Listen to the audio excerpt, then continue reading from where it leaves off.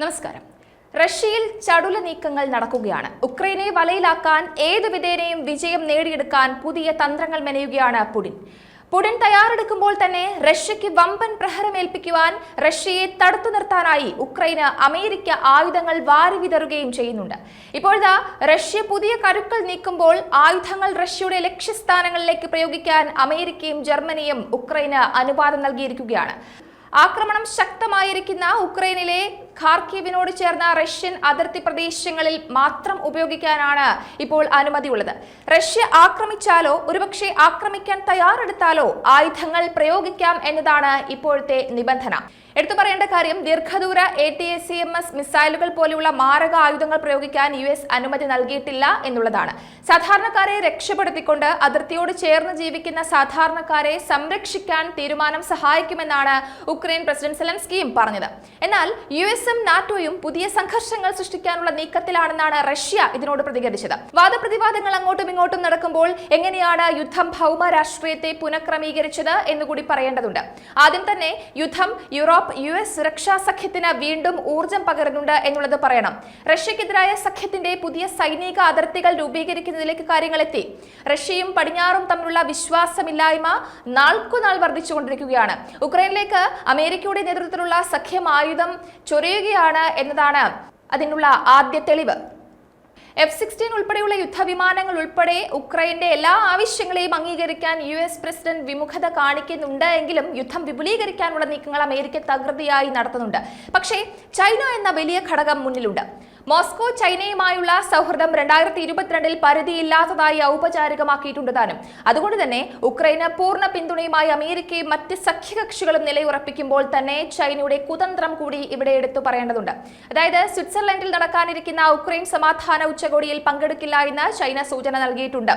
കൂടിക്കാഴ്ചയുടെ ക്രമീകരണവും അന്താരാഷ്ട്ര സമൂഹത്തിലെ സാർവത്രിക പ്രതീക്ഷയും തമ്മിൽ വ്യക്തമായ വിടവുള്ളതിനാൽ ചൈന പരിഗണനയും ആശങ്കകളും ബന്ധപ്പെട്ട കക്ഷികളെ അറിയിച്ചതായിട്ട് ചൈനീസ് വിദേശകാര്യ മന്ത്രാലയ വക്താവ് മാവോ നിങ് പറയുന്നുണ്ട്.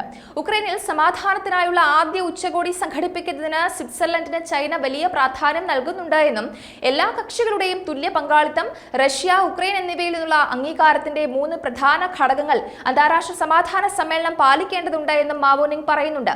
എന്നാൽ ചൈന ഉക്രൈനെ പിന്തുണയ്ക്കുന്നില്ല എന്നൊരു വാദവും പുറത്തു വരുന്നുണ്ട്. ചൈന റഷ്യ കൂട്ടുകെട്ട് മുൻനിർത്തി. എന്തായാലും യോഗത്തിന്റെ ക്രമീകരണവും ചൈനയുടെ നിലനിൽപ്പും അന്താരാഷ്ട്ര സമൂഹത്തിലെ സാർവത്രിക പ്രതീക്ഷയും തമ്മിൽ വ്യക്തമായ വിടവുണ്ട് എന്നുള്ളത് വ്യക്തമാണ്.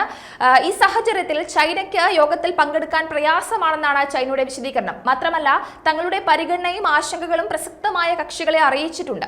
തങ്ങളുടേതായ രീതിയിൽ സമാധാനത്തിനുള്ള ചർച്ചകൾ പ്രോത്സാഹിപ്പിക്കുന്നതും എല്ലാ കക്ഷികളുമായും ആശയവിനിമയം നിലനിർത്തുന്നതും ഉക്രൈൻ പ്രതിസന്ധിയുടെ രാഷ്ട്രീയ പരിഹാരത്തിനുള്ള വ്യവസ്ഥകൾ സംയുക്തമായി ശേഖരിക്കുന്നതും തുടരുമെന്നുമാണ് ചൈന പറയുന്നത്. ഏപ്രിലിൽ സ്വിറ്റ്സർലൻഡ് വിദേശകാര്യമന്ത്രി ഇഗ്നാസിയോ കാസിസ് സ്വിറ്റ്സർലൻഡ് ഒരു ഉന്നതതല അന്താരാഷ്ട്ര സമ്മേളനം നടത്തുമെന്ന് പ്രഖ്യാപിച്ചിരുന്നു. 2 വർഷത്തിലേറെ നീണ്ട യുദ്ധത്തിന് ശേഷം ഉക്രൈനിൽ സമാധാനത്തിലേക്കുള്ള പാത നയിക്കാൻ സഹായിക്കുന്നതിന് 100-ലധികം രാജ്യങ്ങളെ ക്ഷണിക്കുകയും ചെയ്തിരുന്നു. ഉക്രൈനിൽ നീതിയും ശാശ്വതവുമായ സമാധാനത്തിലേക്കുള്ള ഒരു പൊതുധാരണ വികസിപ്പിക്കുക എന്നതാണ് സമാധാന പ്രക്രിയയുടെ അടിസ്ഥാനം. എന്തായാലും റഷ്യ ഉക്രൈൻ യുദ്ധം അനന്തമായി നീളുകയാണ്. റഷ്യയിലേക്കുള്ള ഉക്രൈന്റെ പ്രാധാന്യവും ഈ ഒരു സാഹചര്യത്തിൽ നമുക്ക് പരിശോധിക്കേണ്ടതുണ്ട്. അതായത് ഉക്രൈനും റഷ്യയും 100 കണക്കിന് വർഷങ്ങളായിട്ട് സാംസ്കാരികവും ഭാഷാപരവുമായ ബന്ധം പങ്കിടുന്നുണ്ടായിരുന്നു. റഷ്യ കഴിഞ്ഞാൽ സോവിയറ്റ് യൂണിയനിലെ ഏറ്റവും ശക്തമായ രാജ്യമായിരുന്നു ഉക്രൈൻ. വാണിജ്യ വ്യവസായങ്ങൾ, ഫാക്ടറികൾ, പ്രതിരോധ നിർമ്മാണം എന്നിവയുടെ കേന്ദ്രമാണ് ഉക്രൈൻ.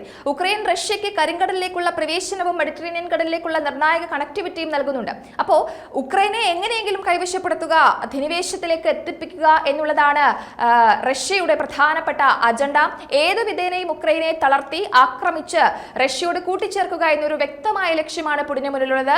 അതിന് എതിരായിട്ട് നിൽക്കുന്ന അമേരിക്കയും മറ്റ് നാറ്റോ രാജ്യങ്ങളെയും ഒക്കെ തള്ളിക്കളഞ്ഞുകൊണ്ട് അല്ലെങ്കിൽ അവർക്കെതിരെയും കരുക്കൾ നീക്കാനുള്ള ശ്രമങ്ങളാണ് ഇപ്പോൾ പുടിന്റെ ഭാഗത്തു നിന്നും ഉണ്ടാകുന്നത്. എന്തായാലും ഉക്രൈന് പിന്തുണയുമായി, താങ്ങായി, തണലായി അമേരിക്കയും നാറ്റോ സഖ്യരാജ്യങ്ങളും കൂടെയുണ്ട്.